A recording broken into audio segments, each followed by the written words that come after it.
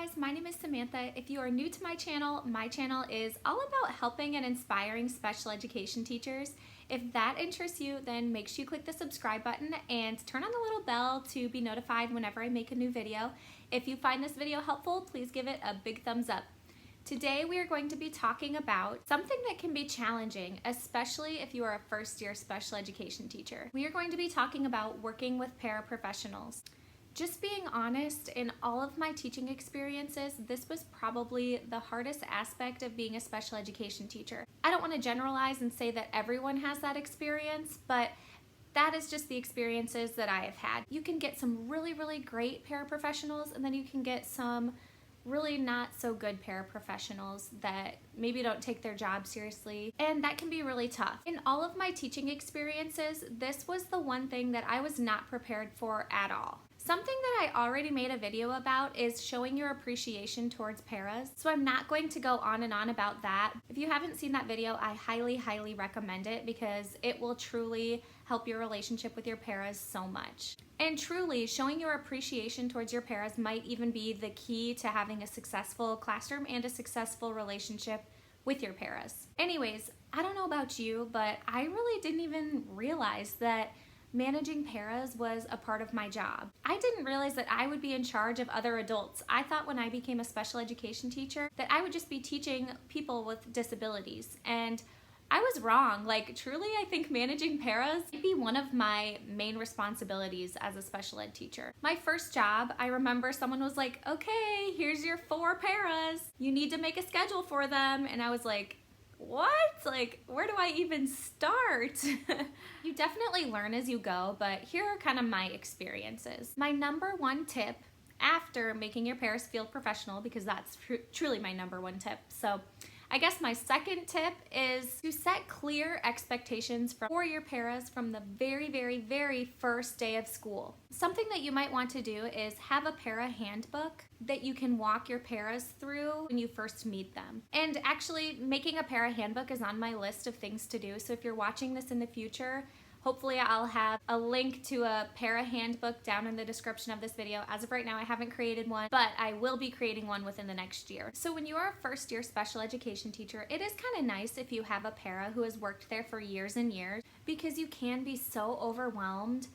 So it is nice to have someone that you can go to ask questions to, but you have to be wary that sometimes these paras may or may not take advantage of you. So at my first teaching job, I did have a couple of paras that had been working there for many years. So they knew what was going on way more than I did. And I'm super thankful for every single thing that they did for me because they helped me so much at the beginning. As time went on though, I did notice some paras started to take advantage of me, especially because I was the new teacher, and at the beginning I was asking them so many questions because I had no idea what was going on. But that is why it's super important to make it clear at the beginning that you are in charge and it is your classroom, and have those clear expectations. So here are some ideas of things that you could include in your para handbook, or just things that you should be very clear about from the very beginning. Things like no cell phones, being clear on their hours and exactly what their schedules are, where they should be at what exact time. And then also the other thing is to be clear on teaching strategies that you want the paras to use.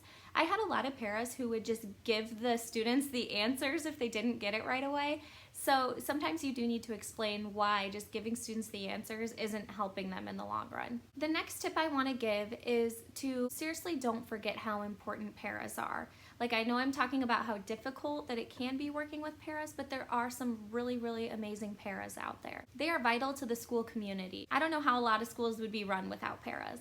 All right, my next tip is to use your teaching strategies on your paras. I noticed a lot of times throughout the day that my paras would mimic or copy the way that I was teaching.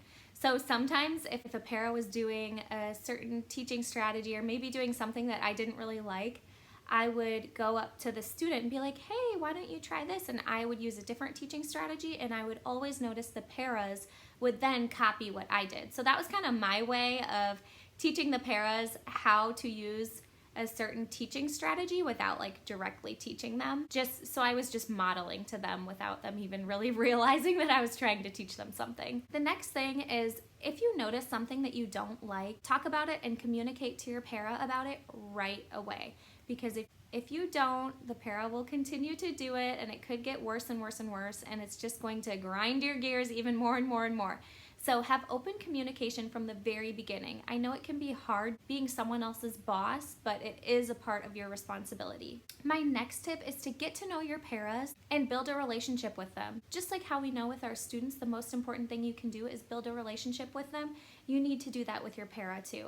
I love to talk about my personal life with my paras, and they also would talk about their personal life. And I would make sure to ask them what they're doing this weekend, what are they doing after school, and I would celebrate things in their life like their birthday or any accomplishments that they might have. I just always make sure to acknowledge and know what's going on in my paras' lives. Another tip for working with paras is that you can ask them what they like to teach. For example, I had one para that loved to teach phonics, so I would always put that para in charge of helping my students who needed to further their phonics skills. I also had another para that had a degree in biology, so this para loved going to all of my students' science classes. So I used that to my advantage and to the para's advantage to have that para use her strengths to help our students.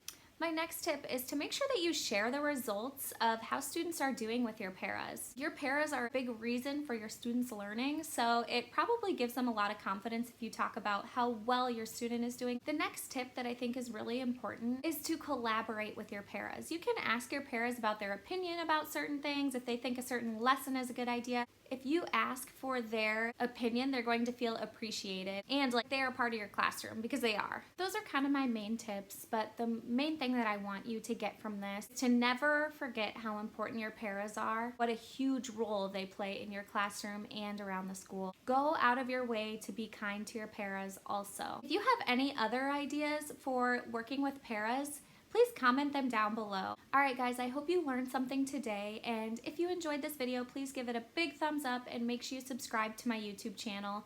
You can also follow me on Facebook and Instagram under the handle ActiviTeach. And as always, there are some free resources in the description of this video. You can also join my special education support Facebook groups that are also linked in the description of this video. Alright, thanks for watching guys. Have a good week. Happy teaching.